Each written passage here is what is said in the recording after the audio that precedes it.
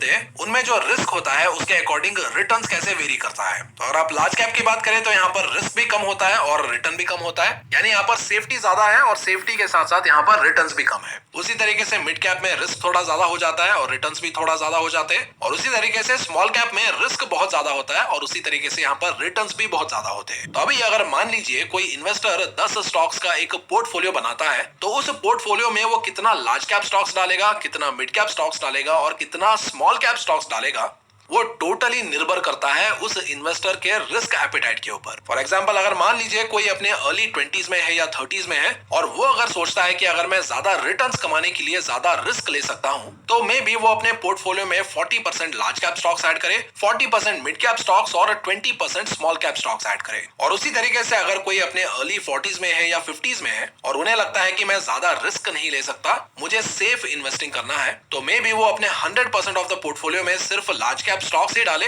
और उसके बाद अगर वो एक छोटा सा रिस्क लेना चाहते हैं थोड़े हायर रिटर्न्स के बदले, तो वो अपने पोर्टफोलियो में 80% लार्ज कैप, 10% मिड कैप और 10% स्मॉल कैप स्टॉक्स ऐड कर सकते हैं। तो इस तरीके से आपका जो रिस्क एपेटाइट है, यानी आप कितना रिस्क ले सकते हो, आपकी एबिलिटी क्या है, उसके बेसिस पे आप ये डिसाइड कर सकते हो कि आप अपने पोर्टफोलियो में कितना लार्ज कैप, कितना मिड कैप और कितना स्मॉल कैप स्टॉक्स ऐड करना चाहते हो। तो अभी हम क्या करेंगे, अभी हम एक रेफरेंस पोर्टफोलियो क्रिएट करने की कोशिश करेंगे जिसका वेटेज होगा 70% large cap stocks, 20% mid cap stocks और 10% स्मॉल कैप स्टॉक्स। यानी जो 10 स्टॉक्स हम ऐड करने वाले हैं उसमें 7 लार्ज कैप होंगे, 2 मिड कैप होंगे और 1 स्मॉल कैप स्टॉक होगा। तो सबसे पहले अगर आप लार्ज कैप स्टॉक्स के बारे में बात करें तो सबसे पहला नाम होगा टाटा कंसल्टेंसी सर्विसेज, क्योंकि सबसे पहले तो कंपनी ने कंसिस्टेंट परफॉर्मेंस डिलीवर किया है एंड मोस्ट इंपॉर्टेंटली ये एक ग्रोइंग मार्केट में है। और इस कंपनी का फंडामेंटल स्ट्रेंथ कैसा है और टाटा ग्रुप का मैनेजमेंट कितना क्लीन है उसे मुझे बताने की जरूरत नहीं है। और उसके बाद दूसरा कंपनी है इन्फोसिस लिमिटेड, जो कि टाटा कंसल्टेंसी सर्विसेज का क्लोजेस्ट कॉम्पिटिटर है, और ये भी एक कंसिस्टेंट परफॉर्मर है, ग्रोइंग मार्केट में है और इसका मैनेजमेंट क्लीन है, और ये कंपनी भी फंडामेंटली बहुत ज्यादा स्ट्रांग है। तो अभी आईटी से हमने 2 स्टॉक्स पिक कर लिए, तो इसलिए अभी हम क्या करेंगे, अभी हम पोर्टफोलियो को थोड़ा डाइवर्सिफाई करेंगे और अलग अलग सेक्टर से स्टॉक्स को पिक करने की कोशिश करेंगे, जिसकी वजह से जो नेक्स्ट स्टॉक होगा वो हम नॉन बैंकिंग फाइनेंशियल सेक्टर से पिक करेंगे, और इस कंपनी का नाम है बजाज फाइनेंस लिमिटेड। और ये कंपनी भी एक बहुत ही कंसिस्टेंट परफॉर्मर है,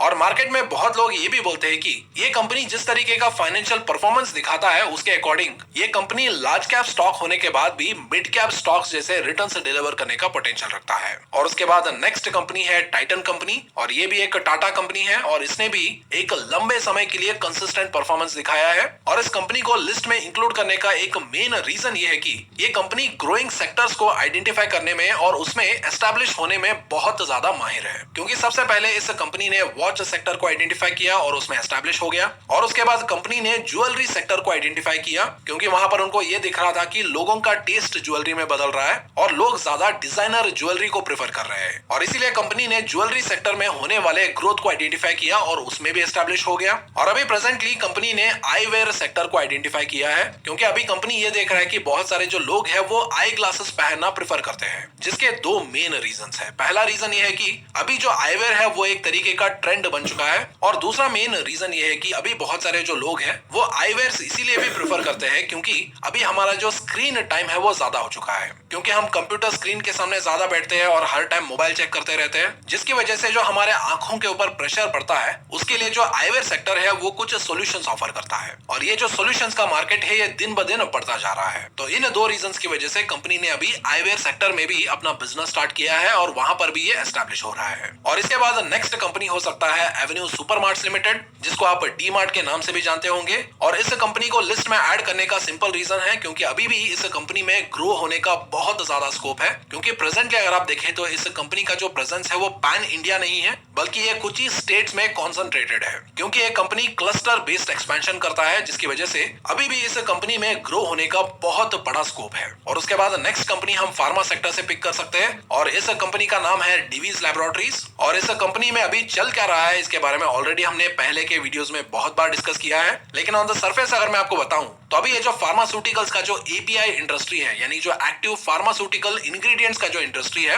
उसमें आने वाले टाइम में एक मैसिव बूम आ सकता है, क्योंकि प्रेजेंटली ये जो एपीआई है इसको हम चाइना से ज्यादा इंपोर्ट करते हैं, जो हम आगे आने वाले टाइम में रिड्यूस करना चाहते हैं, जिसकी वजह से जो हमारे डोमेस्टिक मार्केट प्लेयर्स है उन्हें इस सेक्टर में ज्यादा अपॉर्चुनिटीज मिल सकते हैं। और डिवीज लैबोरेटरीज ऑलरेडी जो एपीआई मार्केट है उसमें एक बहुत ही एस्टैब्लिश्ड प्लेयर है, जिसकी वजह से इस कंपनी को एक लॉन्ग टर्म ग्रोथ एडवांटेज इस इनिशिएटिव से मिल सकता है। एंड मोर ओवर अभी ये जो डेवलपमेंट हो रहा है ये एक बोनस है, क्योंकि प्रेजेंटली अगर आप देखें तो कंपनी का जो एग्जिस्टिंग बिजनेस है वो बहुत ज्यादा स्ट्रॉन्ग है और वो इस अपॉर्चुनिटी के बिना भी ग्रो होने का कैपेबिलिटी रखता है, क्योंकि ये सिर्फ इंडिया में ही नहीं बल्कि दुनिया में ही one of the leading API manufacturer है। और उसके बाद नेक्स्ट स्टॉक को हम बैंकिंग सेक्टर से पिक कर सकते हैं और इस स्टॉक का नाम है कोटक महिंद्रा बैंक, क्योंकि प्रेजेंटली अगर आप देखेंगे तो ये बताया जाता है कि इंडिया बाय 2030 दुनिया का थर्ड लार्जेस्ट इकोनॉमी बन सकता है। और अगर किसी देश में इतना ज्यादा इकोनॉमिक ग्रोथ होना है तो इस ग्रोथ को फाइनेंस करने के लिए जो बैंकिंग सेक्टर है वो एक क्रूशियल रोल निभाता है। और इस एंटायर प्रोसेस में जो बैंकिंग सेक्टर के कंपनीज है उन्हें भी फायदा होगा और वो भी ग्रो करेंगे। एंड ऑफ कोर्स अभी तक जो हमने लार्ज कैप स्टॉक्स डिस्कस किया है उसमें हम पेडिलाइट इंडस्ट्रीज और एशियन पेंट्स को भी इंक्लूड कर सकते थे,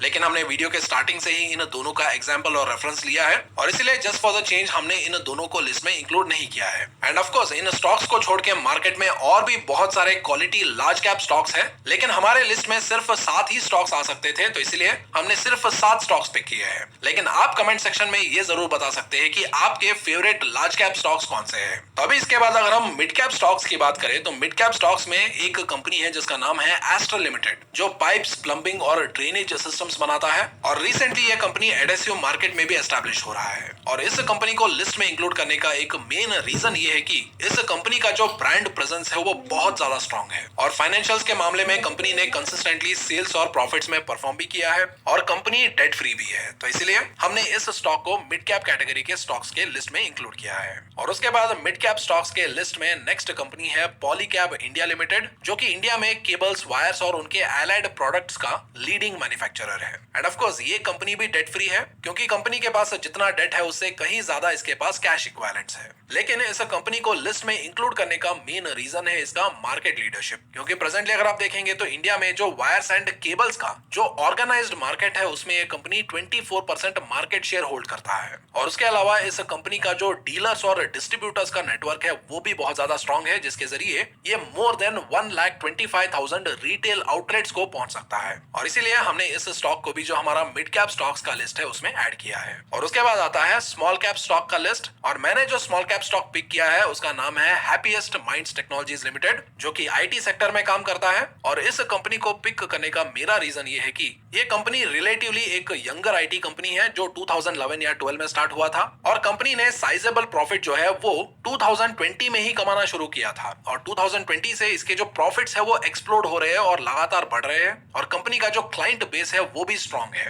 एंड मोस्ट इंपॉर्टेंटली इस कंपनी को लिस्ट में इंक्लूड करने का एक और मेजर रीजन है इस कंपनी के फाउंडर, जिनका नाम है मिस्टर अशोक सूटा, जो आईटी इंडस्ट्री के एक वेटरन एंटरप्रेन्योर है, जिन्होंने पहले तो विप्रो का जो आईटी बिजनेस है उसको 15 सालों तक लीड किया और उसके बाद वो माइंडट्री के फाउंडिंग चेयरमैन और एमडी भी बने और उसके बाद उन्होंने हैप्पीएस्ट माइंड्स टेक्नोलॉजीज को फाउंड किया 2011 में और उस कंपनी को भी उन्होंने सक्सेसफुली एस्टैब्लिश किया है। यानी यहाँ पर हैप्पीएस्ट माइंड्स जो है वो एक रिलेटिवली यंगर कंपनी है, लेकिन इस कंपनी को जो चलाने वाले फाउंडर है वो एक बहुत ही एक्सपीरियंस्ड एंटरप्रेन्योर है, जिन्होंने विप्रो जैसे जायंट कंपनी को भी लीड किया है और माइंडट्री जैसे कंपनी को स्टार्ट करके उसको सक्सेसफुली एक बड़ा कंपनी भी बनाया है। और यही कुछ रीजंस है जिसकी वजह से मुझे लगा कि जो स्मॉल कैप कंपनी हमें पिक करना था वहां पर हम हैप्पीएस्ट माइंड्स टेक्नोलॉजी को पिक कर सकते हैं। तो इस तरीके से आप अपने हिसाब से अपने रिस्क एपिटाइट के बेसिस पे अपने खुद का पोर्टफोलियो बना सकते हैं और उस पोर्टफोलियो में हर महीना सिप इन्वेस्टमेंट कर सकते हैं। एंड ऑफ कोर्स ऐसे स्टॉक्स को डीपली कैसे एनालाइज कर सकते हैं और उन कंपनीज में कितना पोटेंशियल है उसको कैसे आइडेंटिफाई कर सकते हैं, अगर आप उसको और डीपली जानना चाहते हैं तो आप हमारे end to end stock market के लर्निंग क्लासेस ज्वाइन कर सकते हैं, जिसके बारे में मैंने आपको वीडियो के स्टार्टिंग में बताया था।